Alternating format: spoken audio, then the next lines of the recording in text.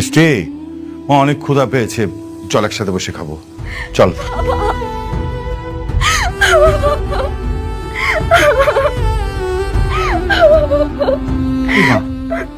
মারে, তুই কান্না করছিস কেন?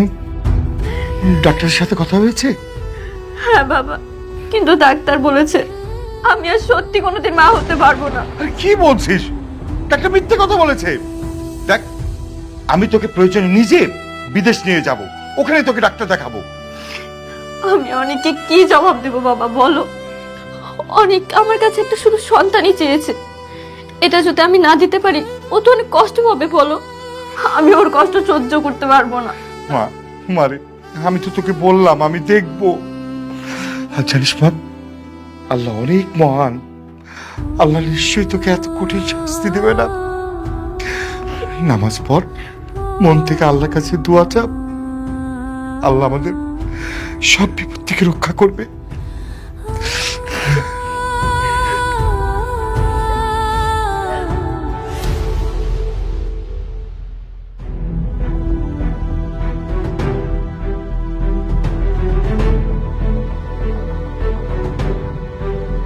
ফকিন্নির বাচ্চা, এত বড় একটা কোম্পানির মালিক হয়ে গেল।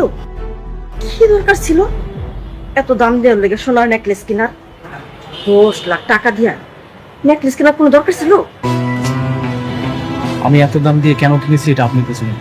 আরে ওই বস্তির ফকিন্নির লেগা একটা কম দামি জিনিস কিনা দিলে হইতো। খামাখা তুমি এত বড় টাকা নষ্ট করলা বাবা। বাবা, চাষি কিন্তু খারাপ বলেনি, ওরে একটা নকল কখনো দিয়ে দাও। আর এইটা আমার মেয়ের জন্য রেখে দাও, ও কিন্তু নকল কখনো বুঝবে না। আপনারা সামান্য এই 10 লাখ টাকার কথা ভাবতেছে, ওই রকম শত শত নেকলেস কিনতে পারে। ওই ফকিন্নির লেগে তুমি 10 লাখ টাকা দিয়া সোনার নেকলেস কিনছো। কই আমার মায়ের লেগে তো তুমি 10,000 টাকা দিয়ে একটা কিছু কিনে দাও নি বাবা। আপনাদের মেয়ের কথা বাদ দেন তো, শুনেন, এখন শুধুমাত্র মেঘলার কথা ভাব। যে কোনো ভাবে হোক ওকে রাজি করাতে হবে, দরকার হলে ওর পায়ে ধরবেন।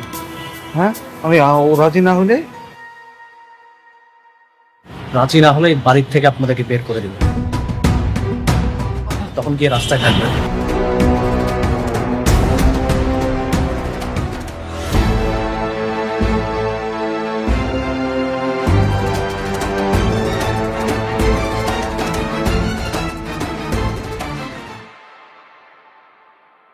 কি ব্যাপার আপনি? আপনারা না আমি কইছি আপনার কাজ না থাকলে আমার অফিসে আইবেন না।